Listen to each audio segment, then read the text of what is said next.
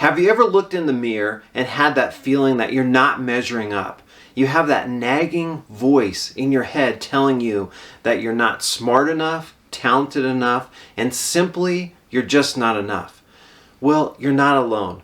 Today, I'm diving deep into the core and the root of what is causing us to feel all this self-doubt and uncover powerful strategies that help you transform that inner critic from a harsh judge to a supportive ally.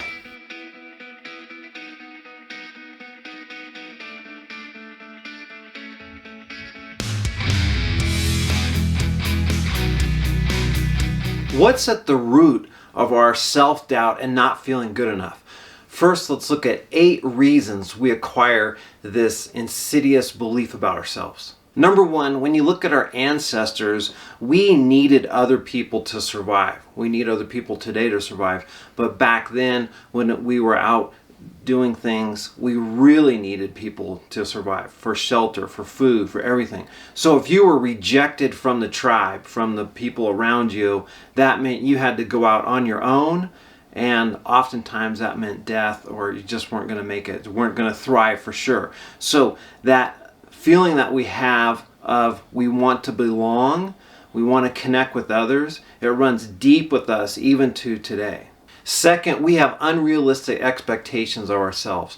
We compare our worst moments and the things that make us not shine and look so great to other people's picture moments and their best moments.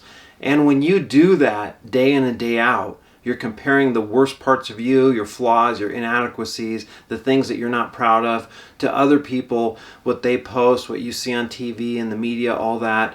It shows there's a big gap between you and them, and that makes you feel inadequate when you focus on it. Third is being criticized and rejected, especially at critical developing points in your life, or key points when you really wanted to do something and you had heartbreak and disappointment.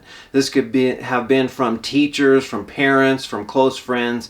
Someone that you looked up to and admired, they rejected you. They felt you weren't cutting it, you weren't good enough. And that left a really deep wound in you that still hasn't healed. Number 4 is perfectionism, and I'm going to go into this a lot in this video later on, but for right now, just know that perfectionism is something that makes you feel not that good. It really erodes your confidence. It makes you feel like you're just not cutting it. And perfectionism is something you can change, but right now, that's one of the reasons that you're feeling self-doubt and inadequate. Number 5 is negativity bias. We have an inherent ability to see the negative. If someone tells you, hey, the bridge is out, you're going to focus on that and believe that more than you are, hey, go down the road, turn left, there's a pot of gold there. You're going to believe the negative. We have a tendency to do that. And the same is true of ourselves. We remember the negative things about ourselves, the mistakes we made, those kinds of things, and those weigh heavier on us, and we have an emphasis on that. And when you do that, of all the possible things you could focus on, when you focus on your weaknesses, what you've done wrong, all that, what it does is it makes you not feel good enough. Number 6 is lack of self-awareness. If you don't know your core values, what you stand for, what you believe, you're going to kind of feel lost. You're going to feel unsettled. And you're going to look for external validation from others. And whenever you're seeking external validation from others because you don't see it and believe it in yourself, it makes you vulnerable. Because what if someone's having a bad day and you did a really good job, but they just kind of blow you off on what you did or say, nah, it's not that great. And then you internalize that because you're taking that external validation and then you're making it your own. Number 6 is past failures. If you've had things where you procrastinated, you made a mistake, you goofed up, whatever it might be, what you do is you weigh that more heavily on the current and the future. So if I made a mistake, what I'm doing is I'm thinking about that, I'm ruminating over that, and then I'm bringing that into the present, and then I'm bringing that into the future. So we're making the past our strongest emphasis and our strongest piece of influence, and not just the good parts of the past, we're bringing the worst parts of the past, the things that we want to avoid and don't like. Now, we can change that, but we have to realize we're taking the traumas, the bad experiences, the negativity, the times we messed up, and we're bringing that into the future and the present. Instead of saying, what are my skills right now? What are my abilities right now? What can I do? Instead of that, we're looking at, well, last time I was in this situation, I choked. I'm probably going to choke again right now. Or last time I was in something like this, I procrastinated. Well, I'm probably going to procrastinate again. Number 8 is simply poor feedback, or the lack of feedback. If someone doesn't give us feedback, there's this vacuum. And what do we do in the vacuum? Like, have you ever had it where you're expecting a phone call and then it doesn't happen and time goes on and you're like, man, is something wrong? Did they not like me? Did I goof up? I mean, you usually go through a bunch of things that are negative if something's about to happen or if you're anticipating something. And so here, what you want to do is switch that around. I'm going to get to solutions and practical tips you can do to change this. But first, it's important to understand how you are creating this, yourself creating this. So I want to look right here at 14 ways you are interpreting experiences to confirm your sense of inadequacy and to reinforce your doubts. Now, this is known as confirmation bias or the self-fulfilling prophecy. The first way you do this is through selective attention. You focus on the negatives, you focus on what's wrong, you see the mistakes you made, and then remember, whatever you focus on expands. So if you're seeing the things that went wrong and you're ruminating and focusing on that, you're going to get more of it. Number 2 is negative interpretations. You literally take something that you did well and you downplay it and say, well, I was just lucky, or I got a good break, or something like that. And if someone does criticize you, you really take that in and be like, wow, that proves that I'm made a mistake, I'm not good enough, those types of things. Number 3 is memory bias. Focusing on embarrassing moments, on mistakes, on blunders, on things that you wish you could redo or just have eliminated. But instead of forgetting about it, that's what you focus on. You focus on all the things that you felt were wrong, how you didn't do things right. And that just reinforces this belief that you're inadequate, incapable, and not good enough. Number 4 is self-sabotage. You do things and you have good intentions, but you just don't follow through. So you procrastinate, you don't get something done, you make a promise and you break it, things like that. And then what you do is it's showing you, I'm just not cutting it. So you're basically sabotaging yourself, and then you're using that sabotage of procrastination, not keeping your promises, to then prove that you're not worthy, you're not good enough. Number 5 is comparison, comparing yourself to others. Now, I mentioned this earlier, but this is so critical. And that is when you take the weaker parts of you or the mistakes of you or the things you're not proud of and you compare those against the best of others, like I said earlier, that just does not help you. Because when we are comparing, we're doing it usually to make ourselves feel worse. Like we're comparing ourselves to someone that we think is better than us and we feel worse, or we're comparing ourselves to someone else and we're feeling better. But comparison is very tricky, and what you would rather do is look at where are you, how can I improve, how can I make that incremental growth, how can I get better, rather than comparing yourself to someone who you see as ahead of you and feeling worse, or someone who is struggling and not doing as well as you and then you feel better. The 6th way you keep interpreting experiences so that you are feeling unworthy, inadequate, and less than what you could be is by seeing things that they have to be perfect. So perfectionism. And I know I mentioned this in the first segment too, but here perfectionism is just setting yourself up to failure, because you are saying if it isn't perfect, it isn't good enough. And what really is perfect? If you think about perfectionism, one person's perfect is different to another. And there's not a universal standard. Like, what is the perfect day? We're going to have lots of different answers to lots of different people. What is the perfect painting? A lot of different answers again. What's the perfect smile? Okay, some would say it's not this one, others would say maybe. But again, it is very individualized. So when you're trying to say something is perfect, that is something that is really hard to measure. It's hard to put a standard on, and you can keep going and you can be like a bottomless pit where there's really no end in sight because you could always tweak it a little bit better. I wrote something the other day on perfectionism, and I'd like to share it with you right now. When you strive for perfection, you're often attempting to project an image that you don't genuinely believe about yourself. It's a way to convince others of qualities or skills you doubt in yourself. Your desire for external validation masks your insecurities, fears, and feelings of inadequacy. By presenting an impeccable facade, you hope others will see you as successful and worthy, even though, deep down, you struggle to believe this about yourself. This division between your internal self-image and the facade you portray creates deep disharmony and tension within you. If only you could break free from this never-ending, exhausting quest for perfection. Recognizing this struggle is the first step towards embracing your true self and finding genuine self-worth beyond the need for perfection. You think other people's opinion of you is more important than your own opinion of you. Number 7 is sensitivity to rejection. You take something neutral and you convert it into something negative and you internalize that.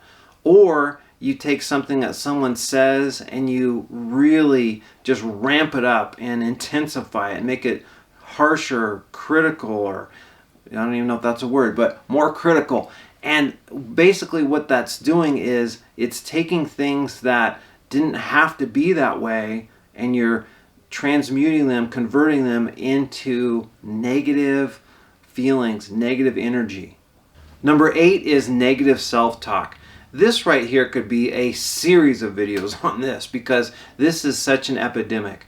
I know even for myself, I have to constantly feed myself with mantras and other things to not have this negative self-talk take over. Because to me, it's like weeds and they just spread and grow everywhere. So if you are not consciously taking care of this negative self-talk can just run wild. And negative self-talk does a lot of things like it uses the word always or never, things like that, extreme. So everyone doesn't like me. I always fail at spelling or whatever it might be. So you're taking that and you're twisting it around and it's not true, but you're internalizing it, and that negative self-talk then is defeating you before you even start. Number 9 is seeking unhealthy validation. And you do this by trying to get on people's good sides and have them like you. So you do people-pleasing techniques and you're trying to be a yes person. These types of things where you don't really feel comfortable about yourself because you're just people-pleasing instead of being true to who you are. And what this does is it erodes your confidence and it makes you think like, wow, people only like me because blank, blank, blank. And then you just never really have that internal feeling of worthiness because you have eroded it. Number 10 is staying in your comfort zone. Instead of exploring, expanding, trying new things, you stay in your limited, sheltered comfort zone. And remember, everything you want is outside your comfort zone. So if you're staying in there, there's no way you can grow, no way you can expand. But if you can go outside your comfort zone and stretch a little bit and grow, it can make a big difference. But when you don't, and you see other people growing, expanding, especially if you haven't seen them for a few years, and you realize, wow, they made all this progress and I'm still kind of stagnant here, it just hinders you and it makes you not believe in yourself. Number 11 is faulty reasoning. And here you're taking on too much responsibility. Like if something doesn't turn out well, that was my fault, I could have done more, I could have done better. Or when things go wrong, you're blaming them on external outside events. Like, oh, this is because today's Wednesday, or this is because my father's sick, or whatever. You come up with all kinds of external reasons and rationalizations on why it isn't happening. Or you go the other extreme and you take on all the responsibility when something isn't up to the standards you expected it to be. Number 12 is catastrophizing. You're seeing of all the possibilities, the worst one happening and the worst one taking place. And then what that does is it makes you feel bad. It doesn't make you want to take action because you're like, wow, if I do this, I'm going to be a failure. It's not going to work out. And you have the self-fulfilling prophecy in this. When you're catastrophizing these things, you're bringing those thoughts, those energies, those ideas into your field, into your circle, and then it's more likely to happen. Now, if I asked you to think about all the ways you could make mistakes, all the bonehead decisions you could make, all the ways you could blunder and screw up, okay, you're going to have stuff pop in your head. Because when you ask yourself a question, your mind's going to pop into an answer. And so if you're asking poor questions, and catastrophizing is one of those ways, what you're doing is you're just bringing all that into you and you're making it more likely to come true. 13 is overgeneralizing. So you have one situation in one area of your life and then you apply that to all of your areas. For example, let's say I am not doing so well with my health. And I'm like, man, I'm not doing so well. I'm eating poor, I'm not exercising, that type of thing. So then I say I'm a failure with my health. Then when I look at my finances, I say, well, I'm kind of a failure there too. I should be having this much more. I should be doing this. Then if I look at my relationships with other people, I think, well, I'm really not that good. Kind of a bum here. And so I look around like my wheel of life, all my different areas of my life, and I start taking that one area where I wasn't doing well with health and fitness, and I start applying that to all the other areas, and I overgeneralize, and then that really starts bringing me down. Number 14 is the victim mentality. Believing that things are beyond and outside your control and that you just can't do it. You're just unable, incapable. And what that does is it makes you believe that I'm really not good enough. I can't cut it, because you're reinforcing that with that victim mentality. Remember, you can only have so many roles in life.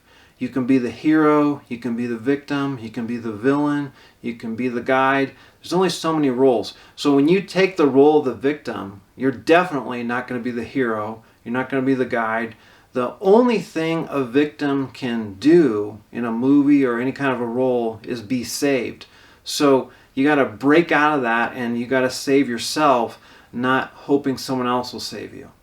Up to this point, we've looked at all the reasons why you have self-doubt, why you feel inadequate, all this. We've looked at all the causes, all the reasons. But let's switch gears here and start looking at solutions, because that's really what we need to focus on. And the first one we want to look at is your limiting beliefs. And here, what you want to do is identify, what limiting beliefs am I saying, am I using? Because if you are unaware of what you're saying to yourself and the beliefs that you have, then they're kind of running in the back of the program of your mind, and they're working on autopilot, but you're not aware of them. So what you want to do is identify, what do I really believe about myself? A good way to do this is to take a piece of paper, fold it in half, and on one side put things that I'm good at, and then on the other side things that I've improved on, or I've changed, or I've grown. So you can see that there's things you're good at, and then on the other side things that you've improved on or grown. And what you're going to notice is you've acquired a lot of skills over your lifetime. Because when you were born, you didn't know how to speak, you didn't know language, you didn't know how to ride a bike, you didn't know how to drive a car. None of these things you knew. And so it's so easy to discount all the many things we've learned and kind of discard them. But when you start listing all that out, you're going to be like, holy moly, I have really done a lot. I've learned a lot.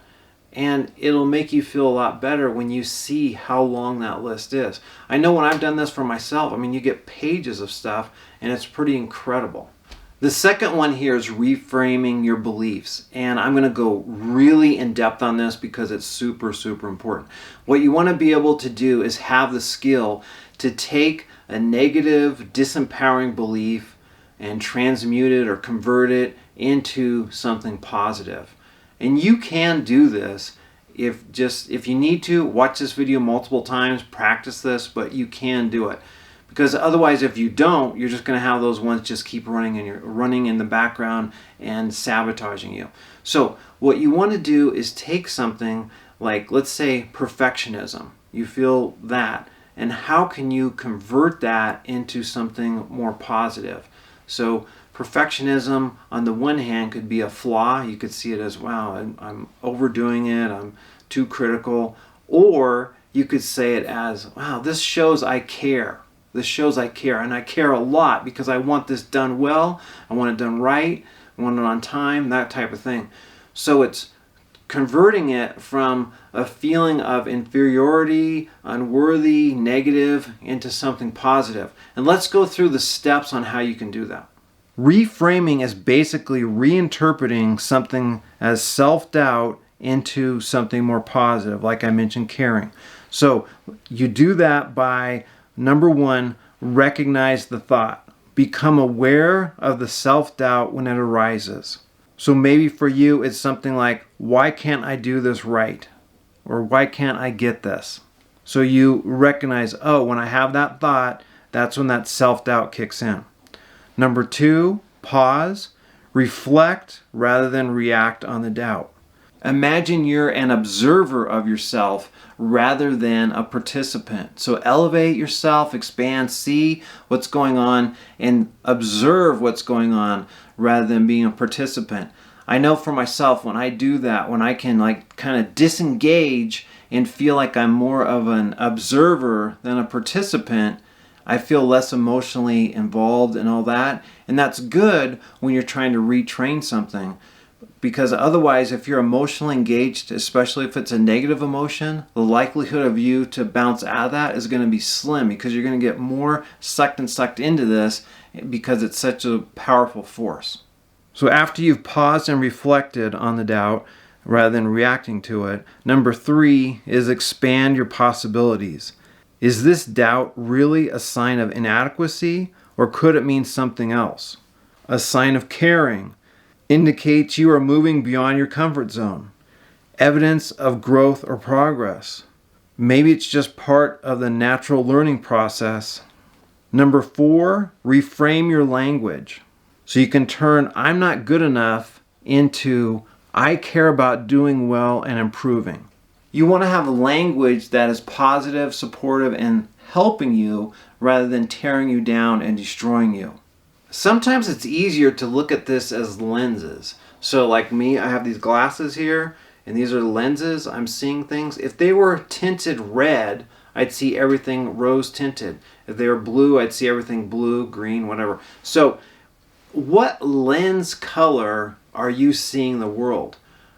And if you can identify that, sometimes that's easier way to see your interpretations, because you're interpreting the world through certain ways, and sometimes if you look at it as a lens, it kind of opens up the door and lets it easier for you to bring that in.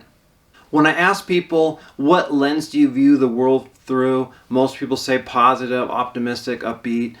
Or if I say, what's your interpretation of things? And they say, oh, I'm usually positive, upbeat.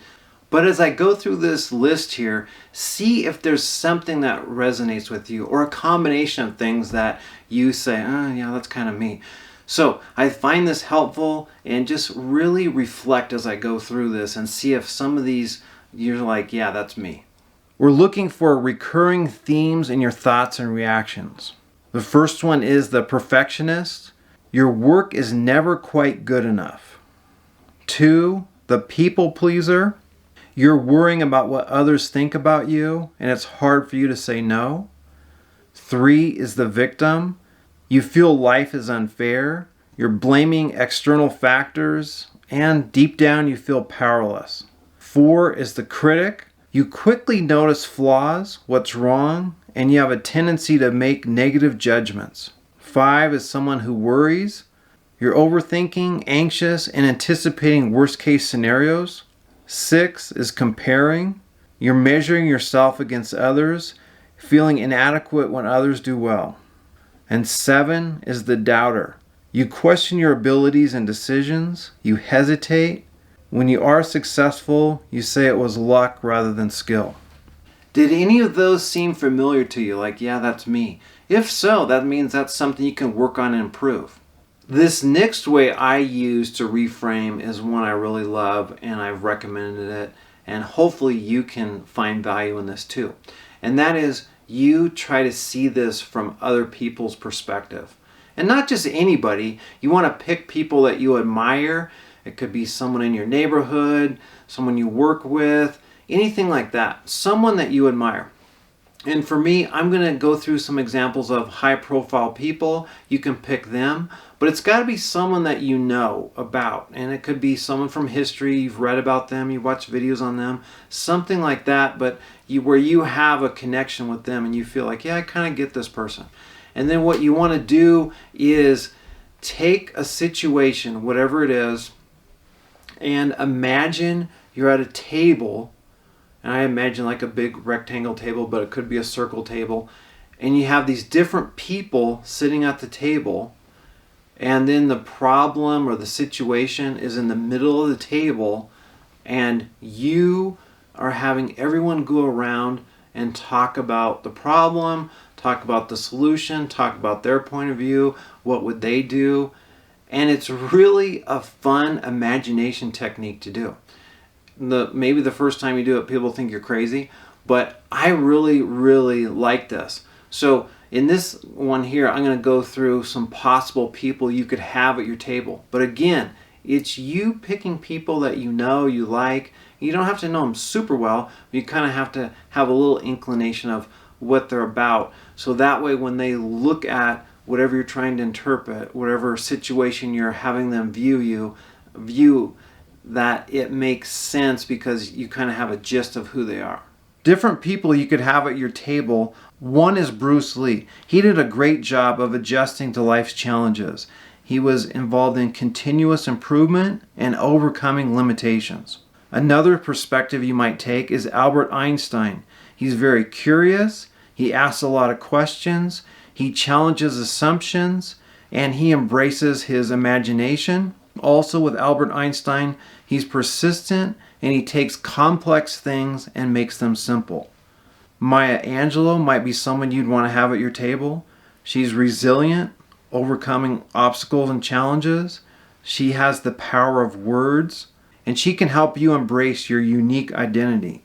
Maybe you want Steve Jobs at your table. He's pursuing excellence, connecting disparate ideas. So taking an idea from one area, totally unrelated to another area, and putting those together, finding inspiration in unexpected places, trusting your intuition, and making bold decisions. Perhaps you like the Dalai Lama, finding peace in the now, compassion, the interdependence of everything, and staying positive.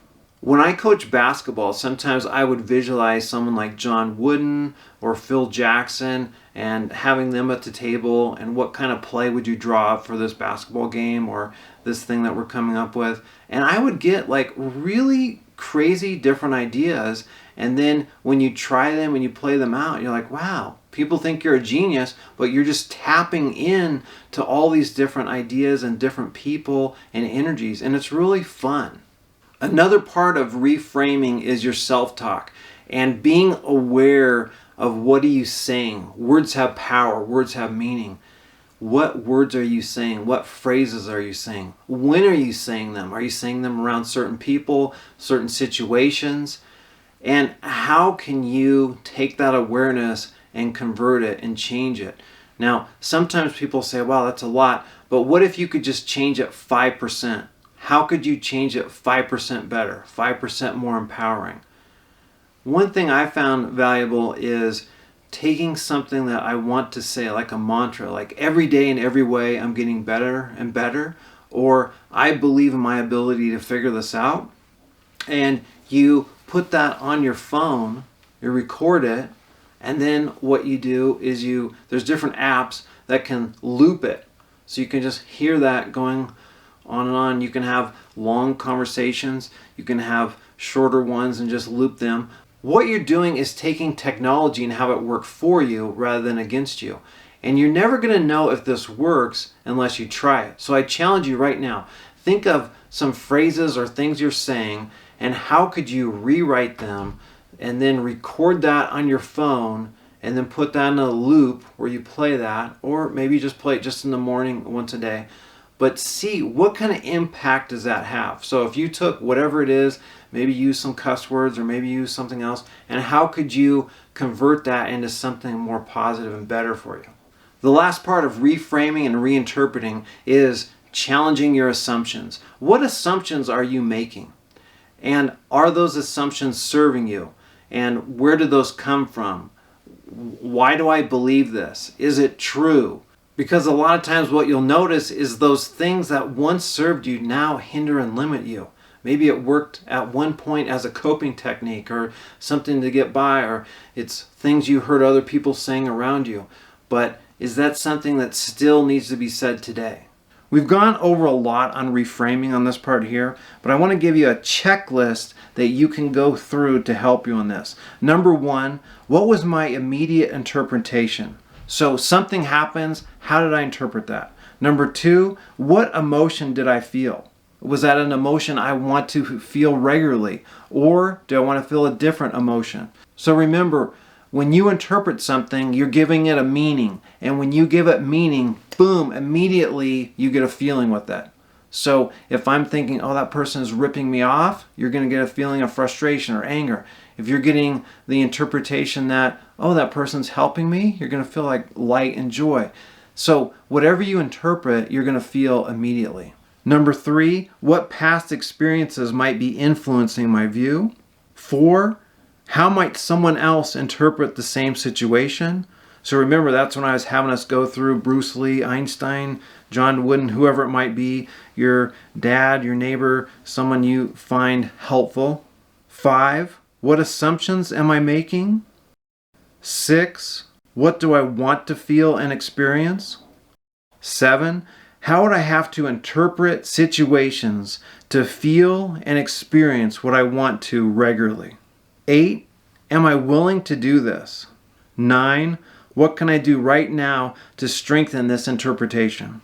Another solution you'll find helpful is the power triangle. And this is your body language, your actual language or words you use, and your focus. So when you are thinking of a situation and you're interpreting it, your body is going to be in a certain position. Are you going to be crunched up and this? Are you going to be leaning over? Are you going to be tense? Are you going to be relaxed? I mean, how are you going to be? So your body's going to be in a certain position. And you can change how you feel and how you interpret things just by the way you change your body. So if I'm looking at someone like this, you know what I mean, or I take my glasses off and I'm thinking in my mind like, what the heck's wrong with you? You know what I mean? You're gonna feel that body language, and I'm gonna feel it too. Now, if I got my arms crossed, I'm giving the impression that I'm kind of closed off and tight.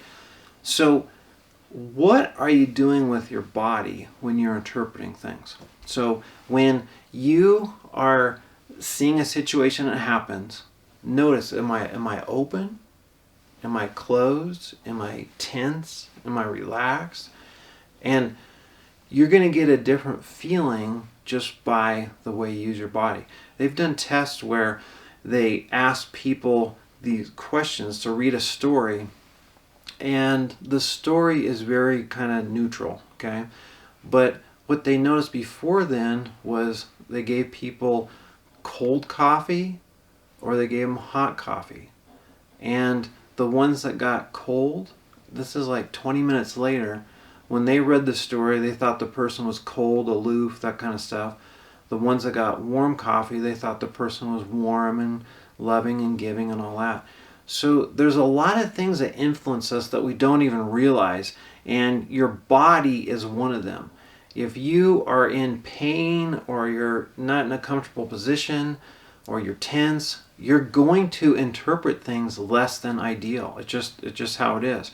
So think about your body. Then other way is the language, the words that you use. If I'm interpreting something and I use the word that is incredible, that gives one type of reaction, one type of feeling to me. If I say that was a bunch of crap, then that's going to give a different feeling. And if I say, it was okay, it's going to give a different one. So the feelings you use, the words that you use, they create a feeling and they frame your experience. So we're talking about reframing, and if you can pick different words that are supportive, encouraging, more uplifting, positive, it really will frame that whole experience. Otherwise, if I say, well, how did it go today? And I say, well, it was just terrible. Now, I'm framing everything in the terrible frame. So if this was a picture, everything's going to fit inside that frame. But if I said, how was it today? It was pretty interesting. Now I'm going to put interesting things inside my picture.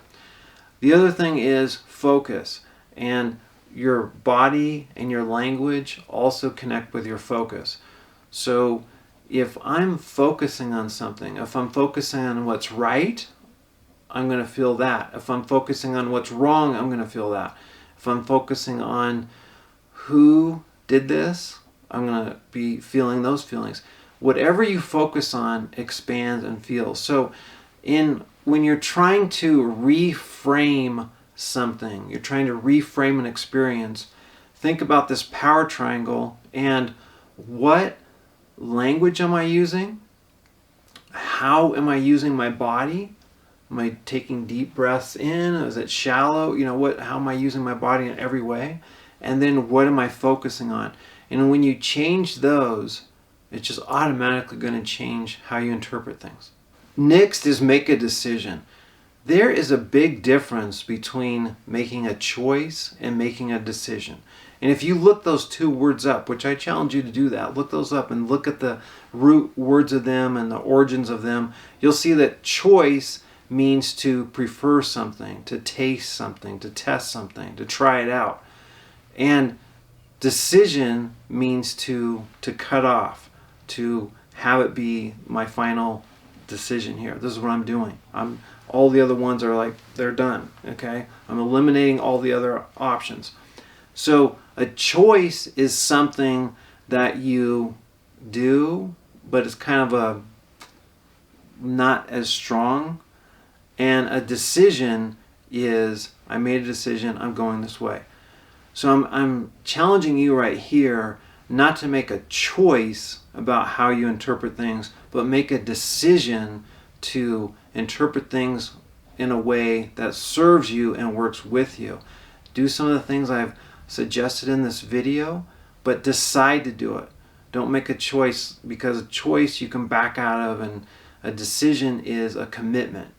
The last solution I'm going to go over is forgiveness. You really need to forgive yourself if you want to release that negative energy, that toxic stuff that's inside you, the angry emotions you have. You have to forgive. And when you forgive, it really is helping you. Otherwise, you're holding that in you, and then you're just feeling bad. You're feeling inadequate. You're using that feeling as one of your lenses I talked about earlier of people rip me off, people burn me, whatever it might be, and then you're seeing that all over the place. And remember, what you focus on expands. So if you can practice forgiveness and forgive, it will clear up your lens, clear up your filter, allow you to interpret things in a way that is better for you rather than a way that is limiting and restrictive for you. All right, we went over a lot of stuff in this video. Hopefully you found some of it valuable. If you did, click the like button. Remember to subscribe. And if you found this really valuable, share this with other people. Remember, I have over 100 other videos, so there's a lot of other topics, a lot of great stories out there, and there's got to be something in there for you and others, so check it out.